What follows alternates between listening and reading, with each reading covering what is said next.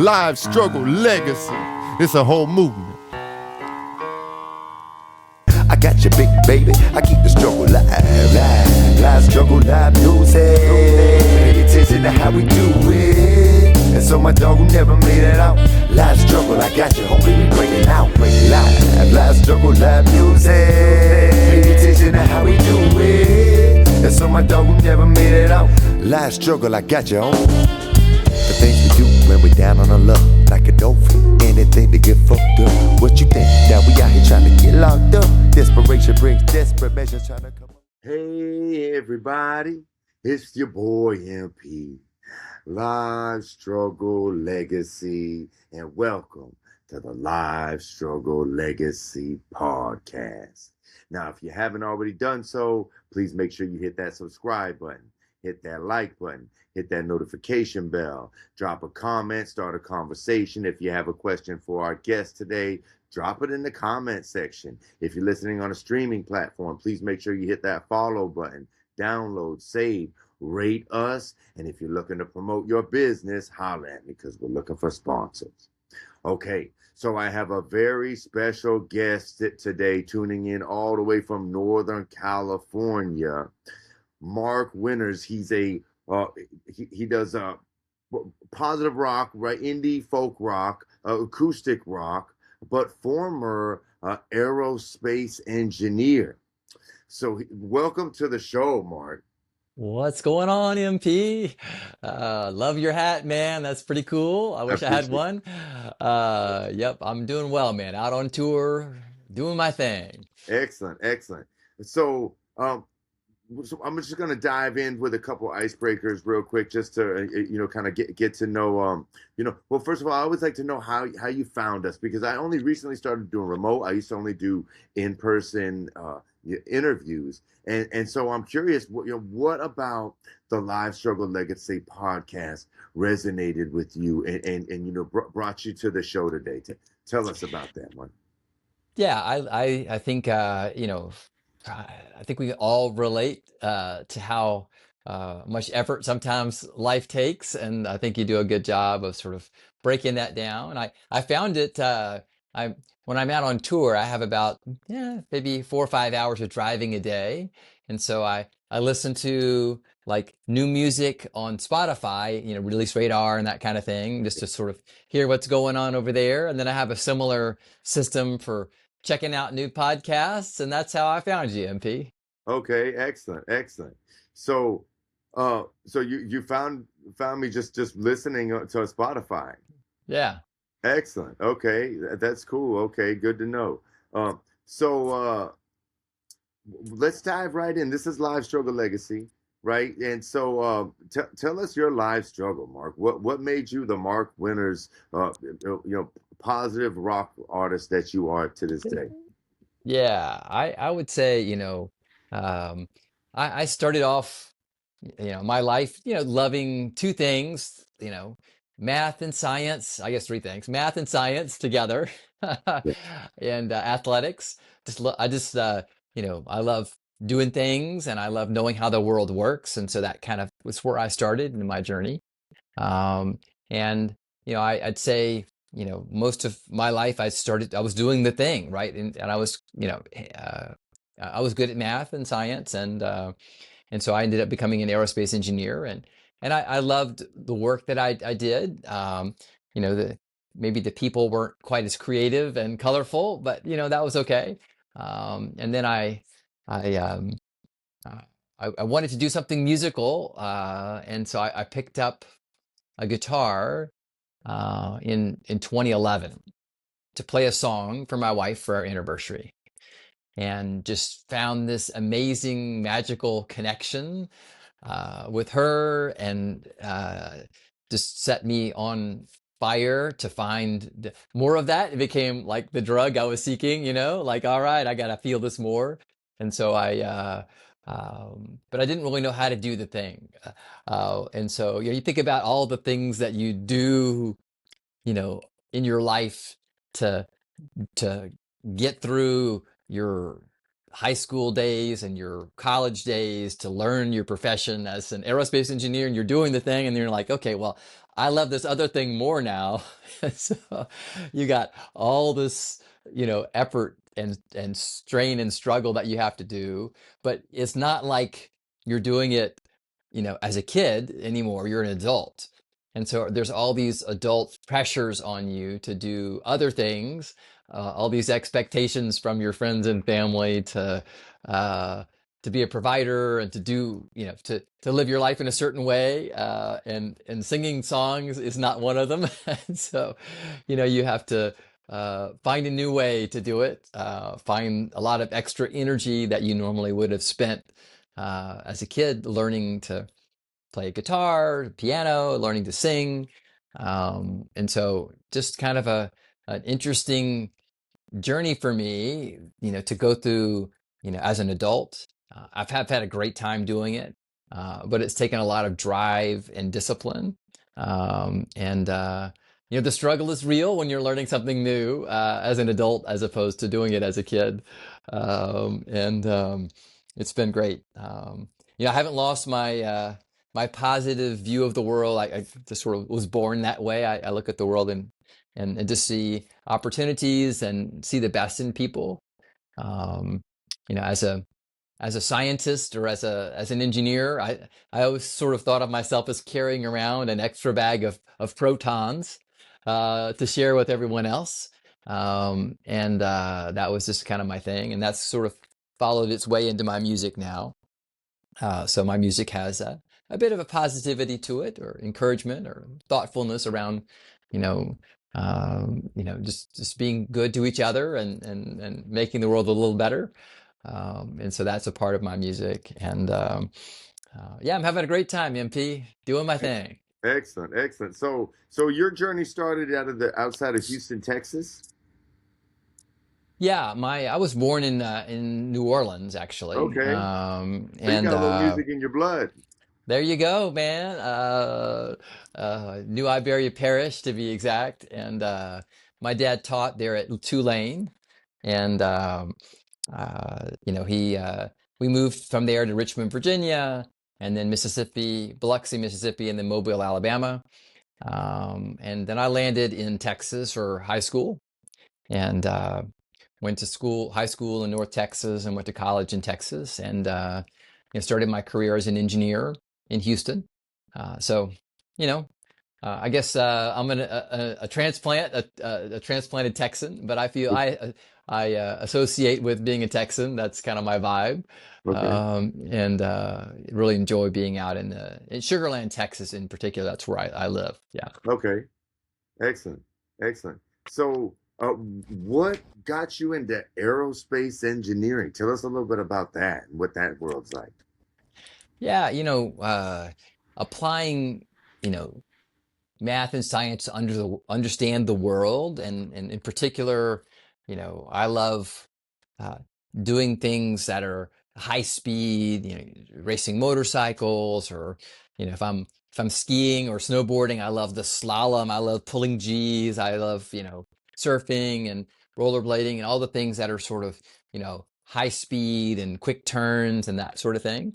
And so that sort of led me with my engineering or with my mathematics love, into the aerospace field. Aerospace is like the study of one or two things. Typically, it's either space, right? So orbital mechanics would be the field, or it would be flight in an atmosphere or underwater, I guess technically too. But my specialty area is computational fluid dynamics. So I love learning how, you know, objects interact with air and other gases, and how they, move, and how you create lift on them, and forces, and because I think that makes me think a lot about the world we live in. I love playing sports, play tennis. You got to know how topspin works, or backspin works, or serves work, that sort of thing. So there's a very practical side of me becoming an engineer. I guess had an aptitude for it too.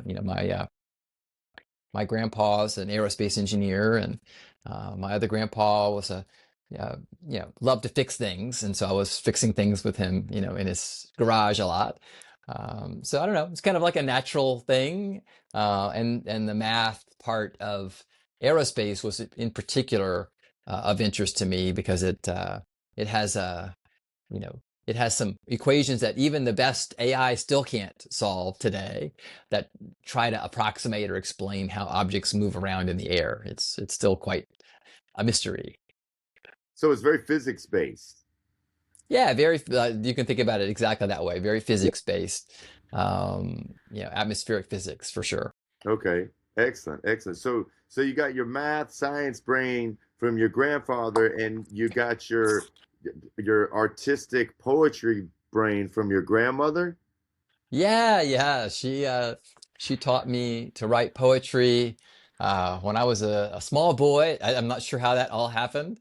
I remember being in her East Texas house for a summer with my three brothers, running everywhere, trying not to break things, and just remember writing a poem with her in her sewing room, and really enjoying writing it and reading it to her, and.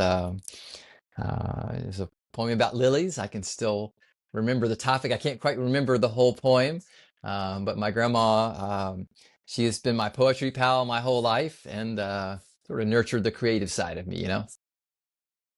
Excellent, excellent. So your journey with music, did you have any experience with it prior to writing that song for your wife, or was that a brand new thing from that moment? Yeah, it was just new, man. I wanted to do something. I love music Yeah, and I wanted to try it. And so that was just that's the way I decided to try it. And it was a good choice. I really loved it excellent. and really had never done anything other than being a listener, in the musical world up until that point. So no family history in music, no early musical influences, nothing that you maybe No, trace back to New Orleans or no, that would be cool, but no, yeah, I can remember my parents playing music, at the yeah. house and whatnot, but never really had anyone that I remember in the family doing anything musical, you know? Okay. Yeah, so I saw your social and I believe it said part Tom Petty, part John Mayer, part mathematics, if I'm not mistaken, right? Positive, yeah, positive vibes, yeah, Positive vibes. Okay, okay, yeah, yeah, yeah, nerdy positive vibes, yep. okay. Oh, no, okay, Um, nerdy positive vibes. That's right. My yeah, fault. I'm just yeah. going from memory. So part Tom Petty, part John Mayer, part nerdy positive vibes. Yeah, that's me, and that's me for sure. I remember, listening, to uh, I guess two things. As a listener, I listen to everything. I just love all kinds of music. But when I started writing and performing, then I learned to play guitar playing John Mayer songs. Right. So big influence. I love Yeah. his bluesy approach to things. I love how he writes lead lines, and I love his influences, Jimi Hendrix and Stevie Ray Vaughan. And so just for me, I can see his influence in my writing, and just his influence in the way I play guitar as well. And so that's a big piece of things. And then I'd say, um, and also probably his rhythmic choices. He has some kind of nerdy rhythm choices in the way he writes. Like his song Neon does not have a defined beat that's easy to follow, right? And so I love some of that, pizzazz, rhythmic pizzazz that he puts in his music. And then Tom Petty just writes, clean, easy to relate to Yeah. songs. I just love that energy that he's got. There's some other people that I, like some of their writing as well, like Benson Boone. His song "Beautiful Things" was a cool song as well. But I would say, just as I think about how I write, those are probably my two biggest influences. I don't know. I might put Jason Mraz in there a little bit too, because I'm positive. I'm nerdy positive. He's lovey-dovey positive, but he's probably an influence of mine as well. Excellent, excellent.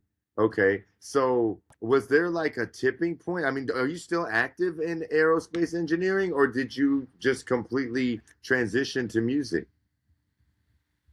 Yeah, last year and the year before, were my first two. So what was that, 24? I guess 24 was my first like full-time music year. Took me a year to build my tour for last year, right? So I played 140 shows, I think, last Wow. year Good for you, on man. my tour. And then this year I'm doing something similar, out touring. I tour in the spring and the fall, about 65 days-ish each. And just building my communities one group at a time, and having fun while I'm out on the road. Yeah, no, absolutely, absolutely. I mean, was there like a tipping point in your career that you put you on the path of a more creative, lifestyle, I should say?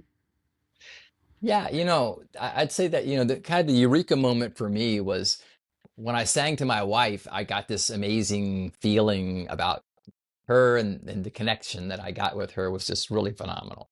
I didn't really know what it was. Was it her? Was it the restaurant I sang the song to in her, for her? You know, was it me playing the guitar? I didn't know where that feeling came from.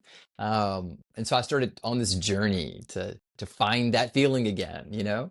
So I learned to play the guitar, and I learned to sing. I put a little band together and was sort of doing my thing, trying to find that feeling again. I kept finding it fleetingly, and I found as I got more into it that, when I started singing with my band, like I couldn't sing words that I didn't agree with.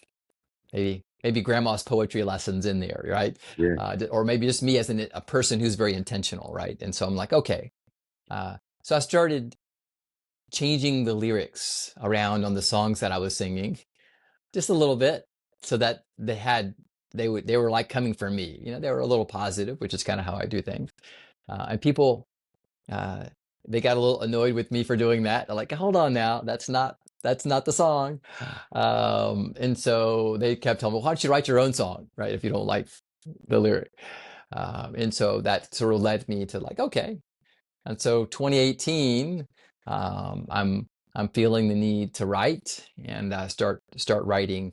And so between 2011, when I first picked the guitar up to sing to my wife, in 2018, I was just learning, right? I bought classes online to teach myself, watched lots of YouTube videos, and was sort of doing the thing.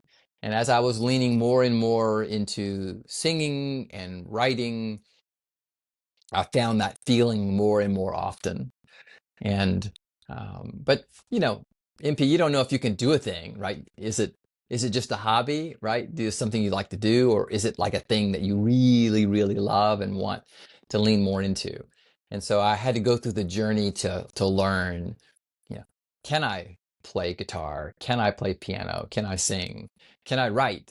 Do people resonate with what I write? And so I just was on this journey learning and exploring. And I kept putting the time in and meeting people and putting the effort in. Um, as a newer, you know, artist, but not. I wasn't 14 when I was doing it, right? As a newer artist and adult, right? You have lots of barriers that you have to overcome, and so there's an expectation, when someone who's an adult walks in, that you know you've been doing it since you were 6, and that you're super pro, and you know people are going to be wowed. It's like, okay, so you have to, but when you're doing a thing, you've got to be bad before you can be less bad. And then you got to go through the journey, right? And so I had to get through a lot of the learnings and repetition, and had, take every performance opportunity you can get, until you finally have a few moments where you're like, oh, I was really on that night or that song, right? And so then you can kind of, to your own self, you could say, okay, I can do this thing called music. And for me, I had opportunities to write with other people. I love co-writing, but I'm not like just a songwriter. I wouldn't just be a writer and just write for other people. I love performing too much. I love being in front of people. I love the sense of community and connection that I get. And I found that on that journey as well. And so it took me from my start in 2011 to probably 2023 right? So it took me a little more than 10 years to go through from zero to, okay, I can do a thing, uh, and I'm competent enough to do it professionally. And so that's when really I had some opportunities unfold in front of me, you know, to get me out on tour. And people were, you know, vibing with my Spotify and YouTube more. And so I felt like, okay, I have an opportunity, uh, you know, to move in this new direction. And my family and friends just got behind me and supported me and helped me, you know, take the step. Excellent. So yeah. You know, you talk about just getting your feet wet and starting, and not being good in the beginning. You ever hear the story about the Beatles and how they really became the Beatles? I heard they played like every night for a year in a row or something like Over that. a Is that year, right? yeah. It Yeah. was like the equivalent of like a 1960 German, like it was in, I believe it was like right outside of Germany, but it's like essentially a strip club, right? It was uh called Hamburg or something like that in Hamburg, and they would gig every single night, and they were terrible. They were terrible, and they just kept gigging, kept gigging, and they got better and better and better, and now they're the best known rock group of all time. Yeah. Well, you know, there's nothing like seasoning when you're a performer. You have to get the opportunity. And I think people, that's another thing. Like, you know, MP, you know, you think about going from a professional life to, you know, doing a gig in a dive bar every night, right? Most people wouldn't tolerate that, right? You have to just check your ego at the door. You're like, all right, I'm here and I'm gonna learn and I'm gonna take every performance opportunity that I can. Good for you, man. And so you have to just get your mind right for that, that you're a novice and you got to get in there and get your work done. And then from there, you can start growing and learning. And so, yeah, I think being out on tour really taught me a ton last year and was sort of my year in what did you say, Hamburg? My year at Hamburg, Germany. It was Yeah. my Good Vibes Highway tour last year. Excellent. Good for you, man. And you're a one man show, right? So you're acoustic rock, right? Just you and your guitar and your microphone. I have a trio back Okay. home in Houston, and so I play with my trio. I love having a small group. I've tried different configurations, but out on tour, it's just not enough. I don't have enough fans Yeah. in the communities that I'm touring. I'm building that right Good now, for you, man. and so it's just me and my guitar. I have a little looping pedal, two-channel looper. I do some looping. I have a piano. I play a little bit of piano as well, but largely it's just me and my guitar and my voice. Excellent. Excellent. So I gotta ask you this one offbeat question, and that's just kind of like resonating in my psyche right now. It's not every day that I get to sit down with an aerospace engineer, and I'm just curious, man. What are your thoughts on uh, this whole flat Earth debate? Oh, flat earthers. You know, there's an interesting there's an interesting uh documentary on the flat earthers if you are into that. Uh uh I would highly recommend you watch it. It's pretty fascinating. To me, it's like you know, well, first of all, scientifically, you know, the earth isn't flat. So I've driven enough of it in my car to know it's not Yeah, flat, yeah, much less you get up in an airplane, you can see that it's not flat. yeah, Um, and then, you know, but it's to me, it's like, you know, if you say a thing enough, then people start thinking it's true. yeah, And then they start looking for ways to help you prove that it's true because they're fascinated by this truth unfolding in front of them and they want to be part of that thing, right? yeah, And yeah. so, you know, in my mind, it's it's it's highly irrational, but the poet in me can see the beauty of the artistic thought if the earth was flat, how that would be kind of cool. Yeah, man. I mean, honestly, I got a very off kilter perspective on it all. Like I could honestly care less because it's like here I am living this life where I'm losing friends every day. I'm losing family every day. You know what I mean? People can barely pay for gas. It's like the poem. You ever hear of Gil Scott Heron,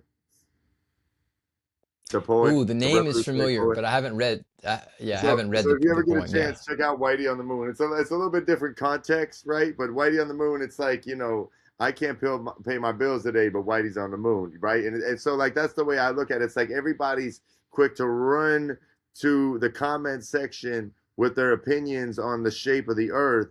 It's like I feel like we have way bigger, pressing topics and issues to worry about that our energy could probably go into rather than uh, the geometric shape of the planet. You know what I'm saying, brother?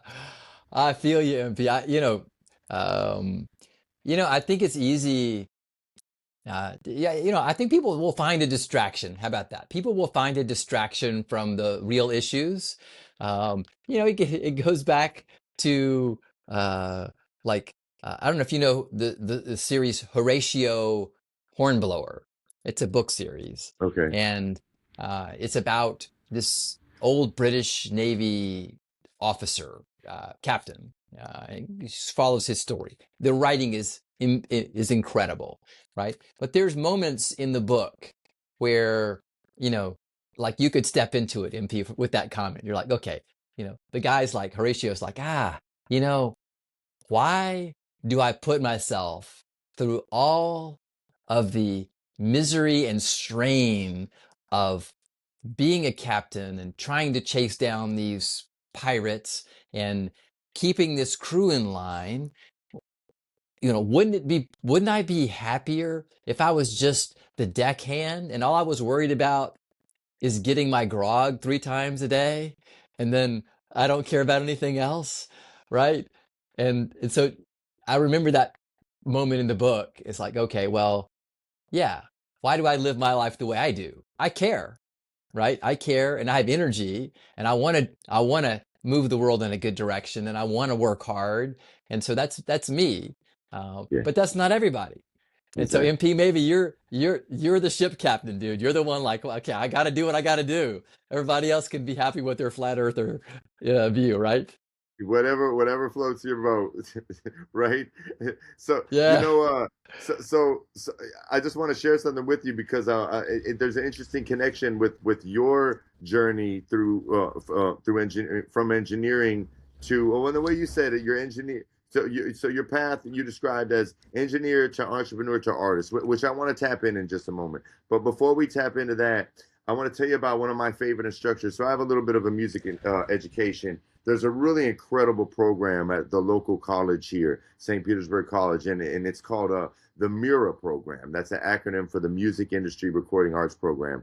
And a few years back, pre-COVID, I enrolled into that program because I've been doing music all my life, and I spent a lot of money on it. And I'm not a DIY kind of guy. Like I need hands-on learning. It takes me a while to pick up on concepts that may be easier from somebody that could just watch a YouTube channel and get it all figured out, right? So I actually took it upon myself to get an education in music, namely production and sound engineering, right? And so one of my favorite teachers, his name's Tom Morris. He's an older guy, but this guy, he's got a Grammy with Chick Corea, and he is the pioneer of the metal scene in Tampa Bay. Like he pioneered metal. If you say Tom Morris in the metal community, like there would be no metal scene in the city of Tampa if it wasn't for Tom Morris. This guy sold his recording studio to Trans-Siberian Orchestra for $1 million and built a brand new studio with his brother called Morris Sound in Tampa. And it's an absolutely incredible one, probably one of the nicest recording studios, most prestigious recording studios in the Tampa Bay area. But he was a chemical engineer before he got into sound engineering, and I believe his parents were literal rocket scientists, like something like an aeronautical engineer, so to speak. So just an interesting connection that I wanted to share with you right there, Mark. That's awesome. Yeah, it's one of the things you just because I started music as an adult, and that wasn't my first career. It's like, I don't, there's so many people to learn from that I just didn't study, right? I didn't go through a formal education. I didn't study the works of Bob Dylan or, you know, Otis, or I guess Otis Redding, or there's a lot of great writers in the world that, I didn't study. And so I've got a lot of catching up to do and a lot of cool people to meet like Tom. I think, it's, there's always I'm always amazed also at how engineers start in an engineering field and rarely stay in one. It's like there's a mindset for engineers that you learn to problem solve, you learn math, you learn a lot of things, but very few, like my aerospace buddies, very few stay in aerospace. And I'm not sure that there's another profession that has that same sort of, migration, path out of it. I'd say, I know lots of people in healthcare, they get a degree in a thing, they stay in the thing, right? That's their Yeah, thing. yeah. So yeah, I got to check out the Mirror program. I'm coming through Florida on my fall tour. I'm gonna have to connect with those guys and say hi. I love playing shows actually at in universities. This is just a great community for me when I get a chance to be out there with the students.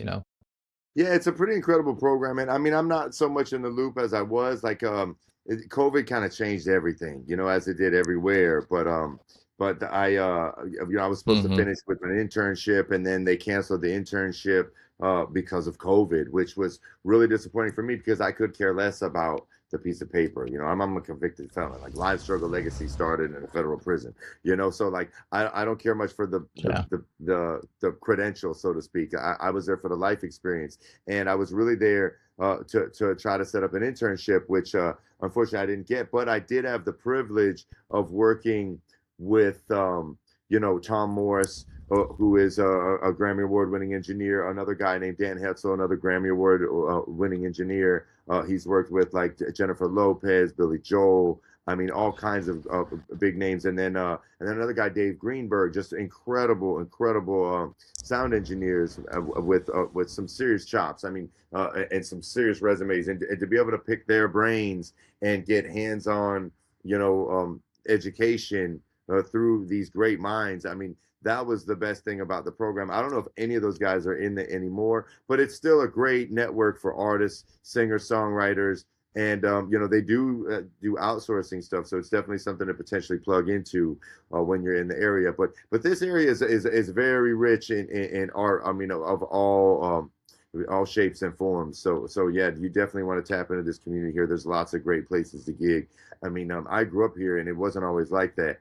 But now it's just a really thriving community of artists, not just I mean, all across Tampa Bay. I don't know how familiar you are, but you have Clearwater, St. Petersburg, which is my hometown, Tampa, and then across the bay you have Sarasota, Bradenton, and we consider all of that Tampa Bay, and it's just a huge community of artists like that you can tap into here. So you definitely like check it out when you're touring down here.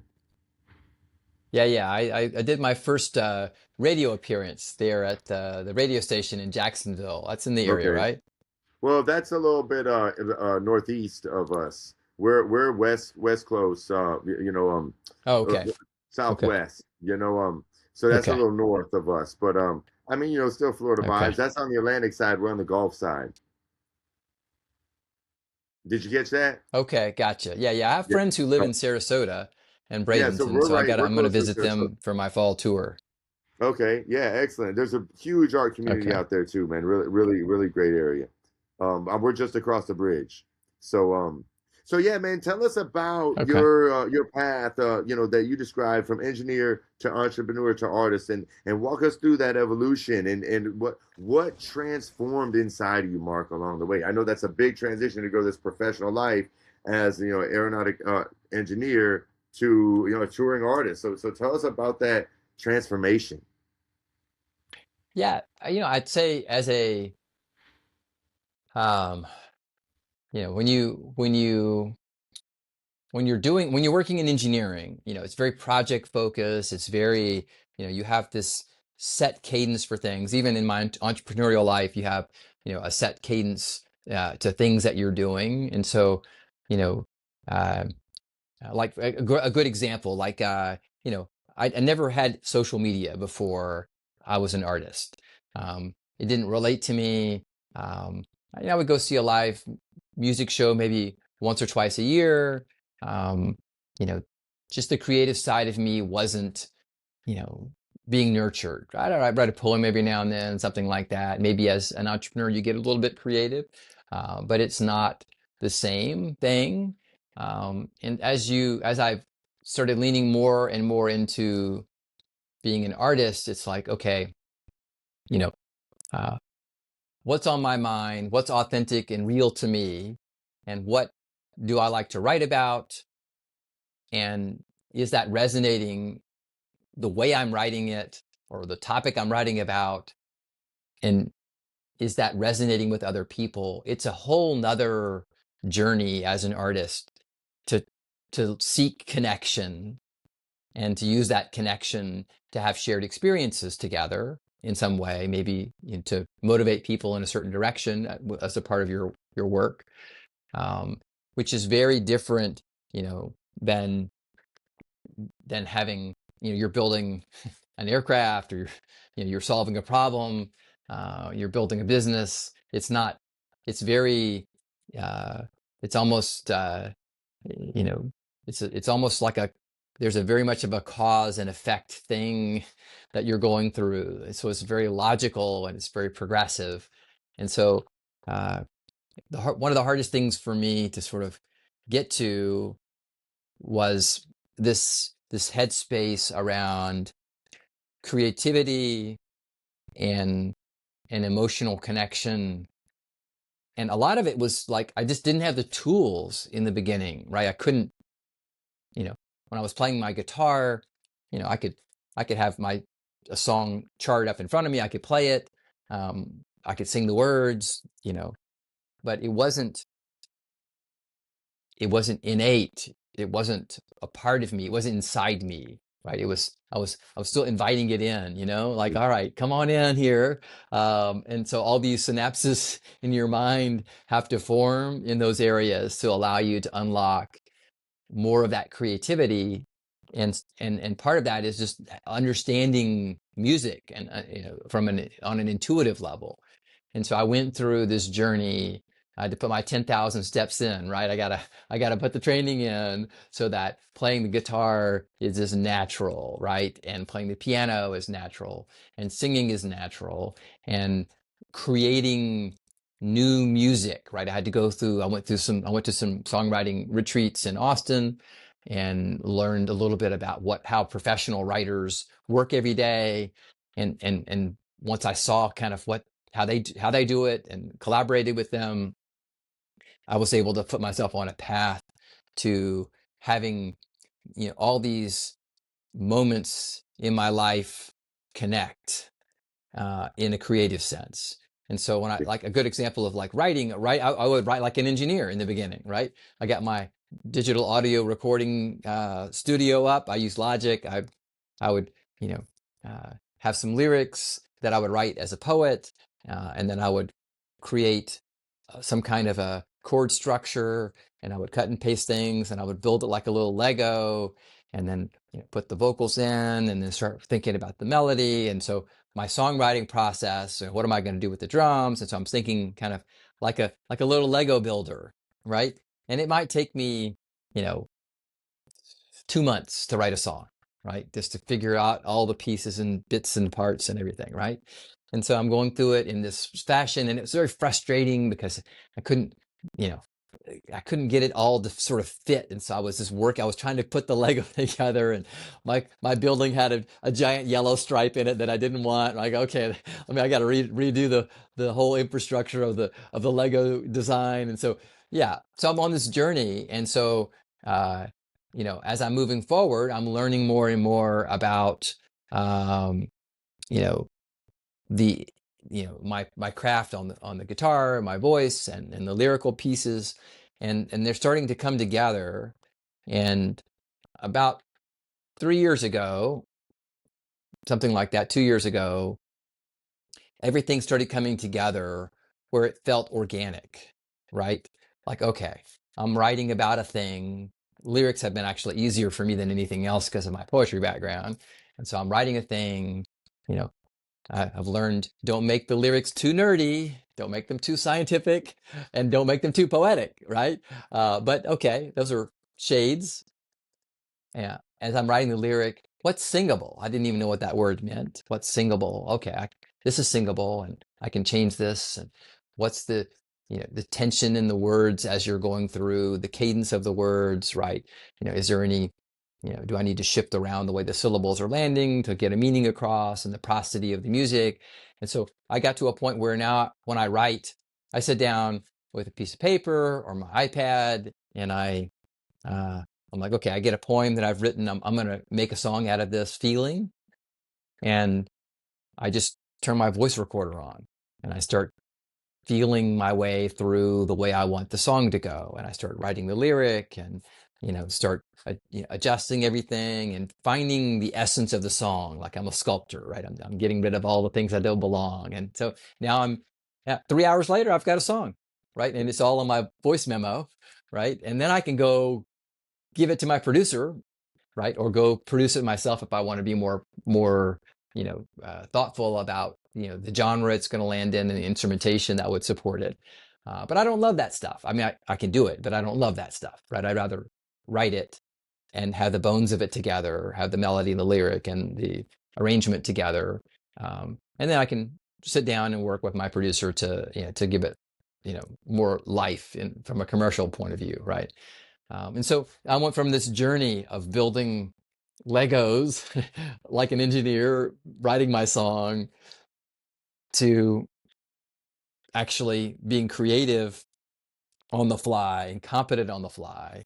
And that unlocks in my mind the ability, even like I'll change a song, like I'm playing a song live, and I might even change a song in some way, um, and I'm comfortable enough to change it in some way on the fly, and to roll with that, right?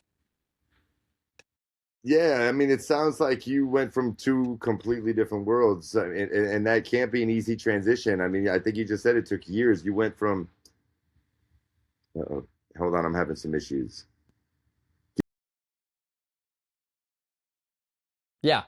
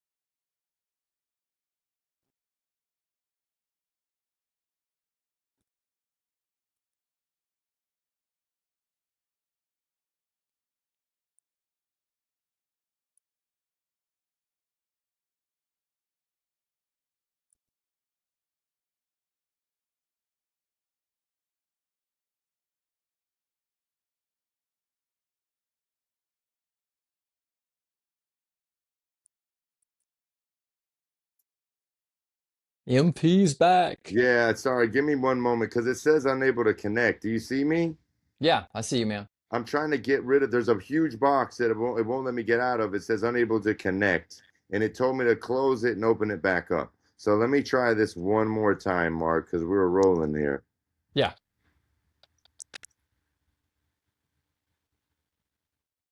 Okay, we're rolling. Excellent. All right, and you know what? This it says it's recording, and it didn't have to hit record again. I'll edit all this out later. All right, so we talked about your transition from this very calculated and objective, career path to this very subjective and kind of free flowing career path, and what that transition must be like. And like you said, what? How long did that take? That whole process? I think it really took me 11 years, Wow. right? Okay. Right from start, right? So Yeah. I did nothing, picked up a guitar in 2011, and then 2023 is when I really feel like I sort of landed, and the intensity level increased as I went from 2011 to 2023, and so the last 3 years were very intently focused on it. Before that, it was sort of you know it was a side hustle or a side project, right? Until I started leaning in more. But yeah, it's whatever that is, I guess 11, 12 years to get to a point where I felt like, I had arrived in the right headspace and I had the right skills to do my thing, right? Yeah, I mean, I'm not trying to get like personal into your finances and whatnot. I'm just curious because you mentioned, the engineer, the entrepreneur, the artist, and I know it's not easy to make a career transition. I mean, did you do like so well in aeronautical engineering that you kind of had this luxury of time to be able to pour it into music, or did you develop something, in between entrepreneurially that kind of kept you afloat through the whole process? Yeah, I would say, my wife and I were very thoughtful. We've always been thoughtful together about how that whole thing works. Uh, she's a nurse by training, right? And I think as we think about our lives, we're very, thoughtful. And so I think, we saved a certain amount of money to do the thing, right? And that's been enough to sustain the project, to get it to a point where it can sustain itself now. Yeah. So I think it's a big dilemma. A lot of people I'm out talking with on the road, people I'm connecting with that are maybe a few rungs ahead of me. How do you navigate your finances? That's a tough one. How do you navigate your relationships in a change like that? That's a tough one. And my wife and I together have done uh, an amazing job of keeping together and working our way through all those kind of questions, MP. Excellent, excellent. Okay. So you're pretty much earning a living as a musician now. Yeah. Excellent. Good for you, man. Congrats. Um, but I know it didn't come easy. No, last year that my tour was sort of a net wash. You got to release music all the time. You got to promote it. You got a lot of things you got to do.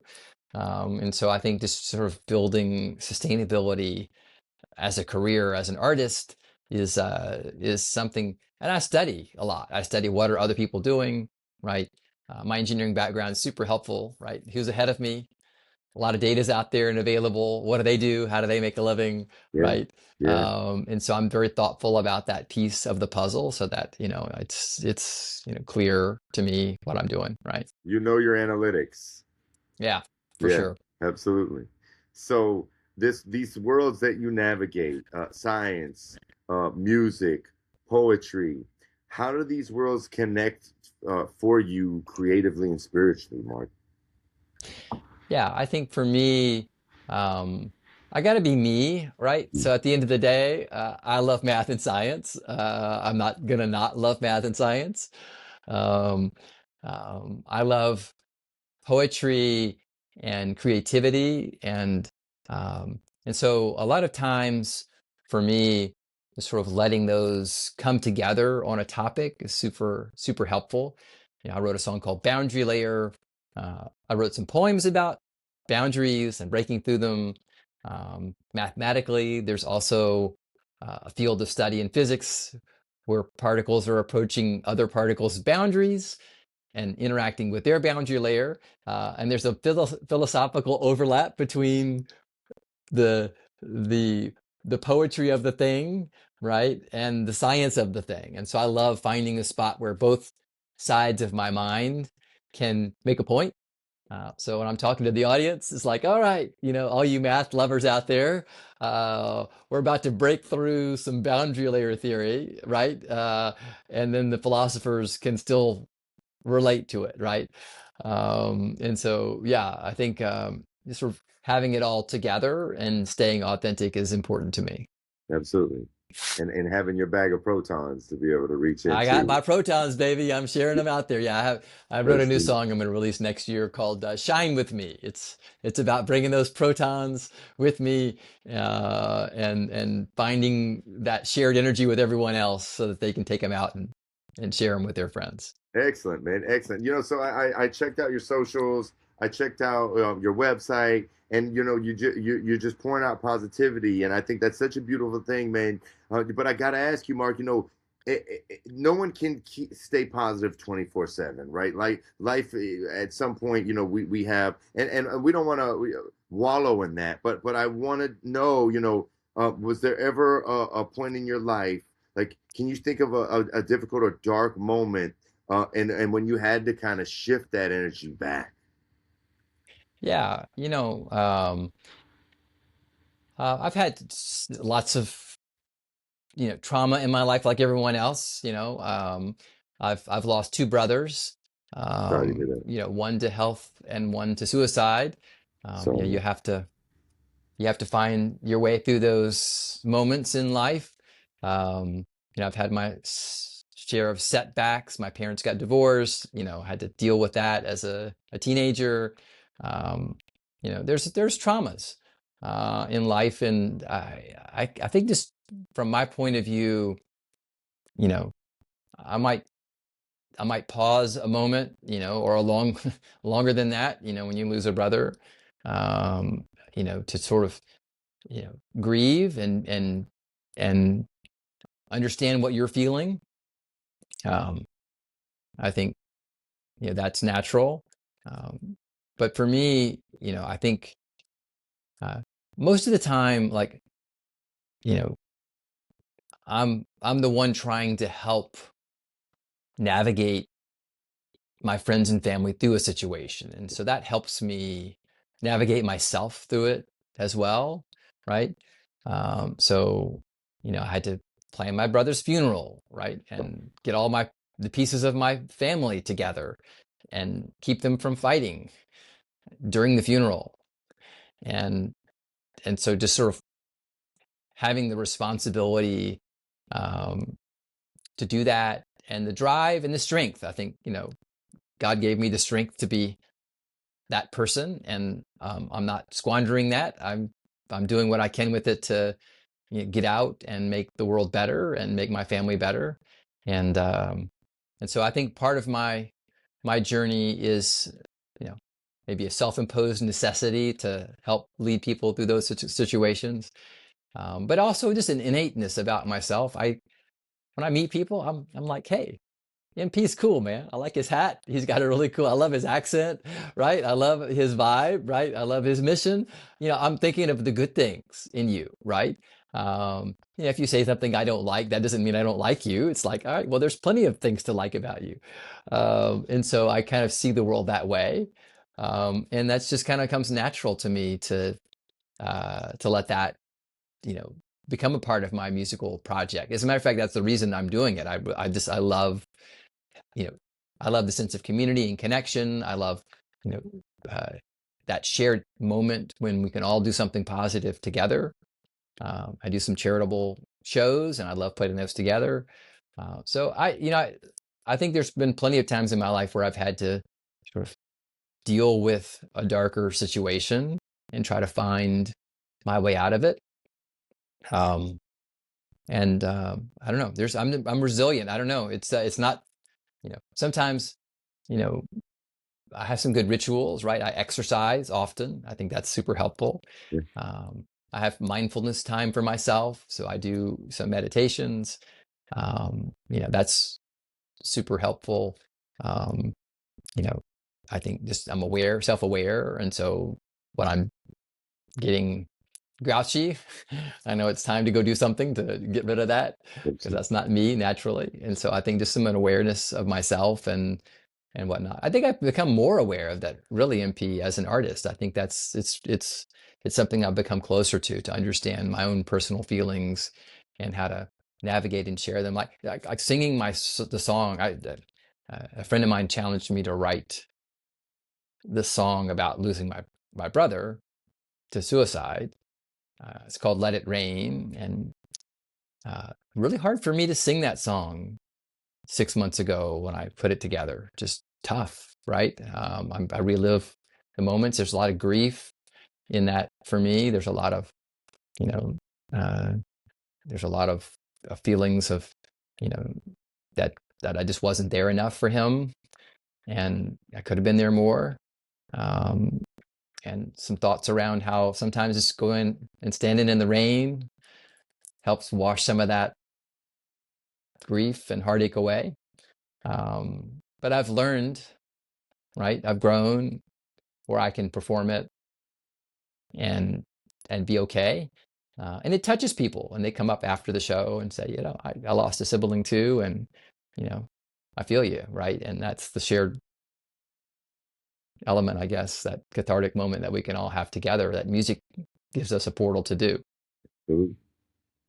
Mark, lives people. I've had people ask me before. Why would you build a whole podcast, a whole platform, uh, around struggle? And I think a lot of people miss the point because, like as I told you, Live Struggle Legacy started in prison. I lost a friend in prison that he was a poet, he was a musician, he was an artist, and he was an incredible individual, and he never made it home. Right, so that's the silhouette that you see on my shirt. That's Timothy Big Baby Lewis. He never made it home from prison. He wasn't able to give his gifts to the world. So a big part of live struggle legacy is to show people that, well, number one, to inspire people to give their gifts to the world before it's too late, right? Because Tim never had that opportunity. But also, I like to bring on guests that have been through struggle, that have been through adversity.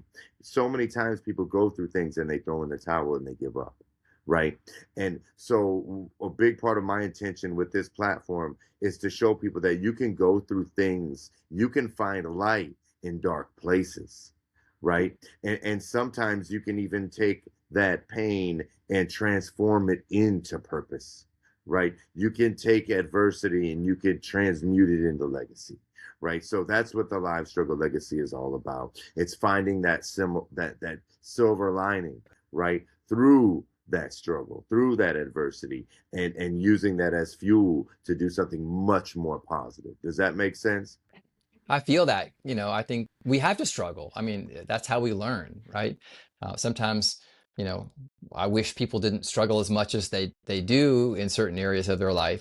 But I grow myself. I've gone through, you know, this terrible loss, but even the struggle of like learning to perform, right? I mean, you perform and you're like, you watch a video of you performing, you're like, I didn't do a very good job that day, right?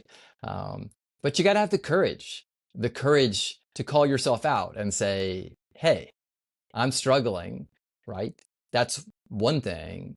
And then what's my path forward? I think looking for that silver lining, that's the part that comes maybe a little easier for me to say, okay, yeah, I'm struggling, but there's a way to get better. I'm struggling dealing with the loss of my brother, but there's a way for me to get better, right? And I can't be there for the people that love me and depend on me if I'm not together. And so I need to find a way through this turmoil to be the person that I'm supposed to be, right? And so I feel like we grow a lot, MP, and that's a good point. And I hadn't thought about, you know, making sure that you share your gifts with the world before it's too late. But I completely love that. I think for me, it's more like, use you're born with a superpower. Figure out what it is and find a way to use it to make the world a better place, right? Don't Absolutely. squander it, right? Absolutely. So yeah. Well, and as difficult as it was for you to write that song, now you're using that song and potentially helping other people through a similar situation, right? Yeah.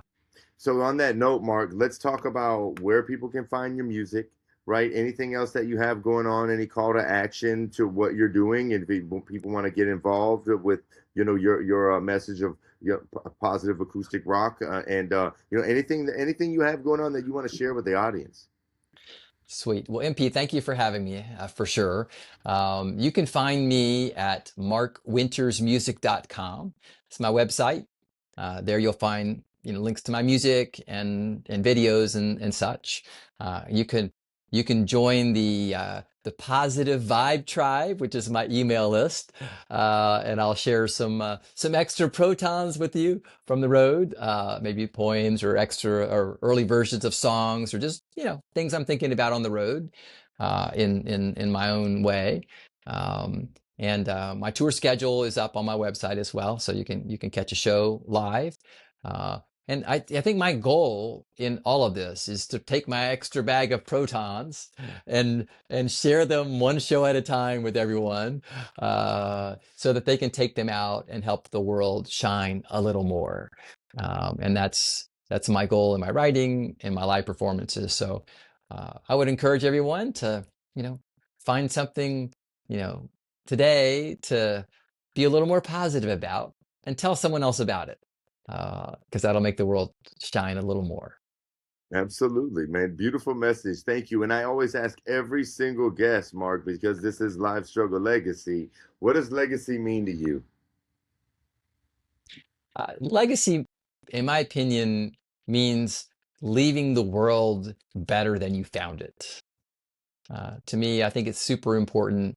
It could be little things that you're doing, like, you walk by and you see some trash on the ground, you pick it up, throw it in the trash can. Okay, right? That's leaving it better. It could be big things. But in my mind, legacy is all about making sure that the world is a little better than when you arrived in it as you leave. Excellent, man. And clearly you're doing that with your bag of protons, Mark. So keep spreading that positivity, brother. I appreciate this message so much. Yeah. Thank you so much for having me. It's been pretty awesome. I loved our conversation. I love your energy, man. Likewise, brother. Likewise. And I hope you have a great show tonight, brother. Yeah, will do, man. Maybe I'll see you when I come down to St. Pete, huh? Well, you'll know where to find me. You have all the socials, so keep in touch, brother. And I'll let you know when we get ready to start plugging and playing, right? You got it. You got Yes, it, man. sir. It's Mark Winters of Mark Winters. It's markwinters.com, correct? Mark Winters Music. Yeah. Mark Winters, correction. markwintersmusic.com for all things acoustic, positive rock, and the power of positivity. Thank you so much for this message. You got it, man. CMP. It's Live Struggle Legacy. If you haven't already done so, please make sure you hit that subscribe button, hit that like button, hit that notification bell. If you have a question for Mark, drop it in the comment section. Start a conversation. If you're listening on a streaming platform, please make sure you hit that follow button, download, save, rate us. And if you're looking to promote your business, holler at me, because we're looking for sponsors. And please be sure to check out the livestrugglelegacy.com. We building pyramids. At Autism Acceptance All Stars, it's more than awareness, it's action. When you sign up at the AAAS.org, you join a movement for acceptance, inclusion, and real impact. Don't miss our Memories Delivered program. We bring professional photographers right to the homes of autism families, capturing genuine moments in the comfort of their own space. Becoming an All-Star is free, but the difference you make is priceless. Visit the AAAS.org today. Be seen, be heard, be an all-star. If you'd like to promote your business on the show, please DM us for sponsorship opportunities. Thanks for tuning in. We out. Live Struggle Legacy. It's a whole movement.